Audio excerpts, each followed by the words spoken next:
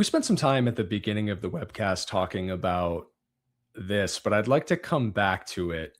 What sort of penalties are operators facing if they're not compliant? Like, let's say this is the first you're hearing of this and you're running a 30 megawatt wind site. I don't think that's actually the case anywhere. I think NERC has since said that that outlier doesn't exist, fingers crossed. But let's just say it did.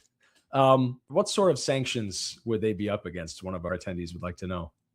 Um, I'm starting to think you're piggybacking on my calls. I literally just got off of a call about a 30 megawatt wind site that the owners didn't even think would be category 2, but the region did a review and came back to them and said, "You're a category 1 facility." Surprise. Enjoy. Talk Yeah. about paperwork. Yeah. So yeah, this has actually been a big topic of conversation. It actually is not the only facility like that. So generally what will happen is, first of all, you can't get retroactive fines. It's up to NERC to identify these, or the regions to identify these sites and inform them of their obligation to register.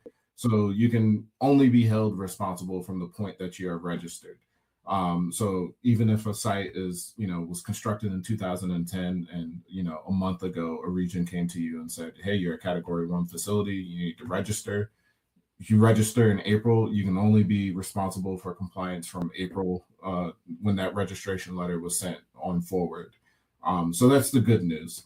The bad news is that you're responsible from compliance from that day forward. But normally what we see happen is that we'll go and talk with the region and you'll develop what's called an implementation or a compliance plan. You'll go to the region and the regions will tell you this, like their main concern is reliability and resilience to the grid. So they want you to be able to come in compliance, keep the site online and operating. They're not there. They don't have a fine quota or anything like that. They quite literally tell us the fines are reserved for egregious offenders.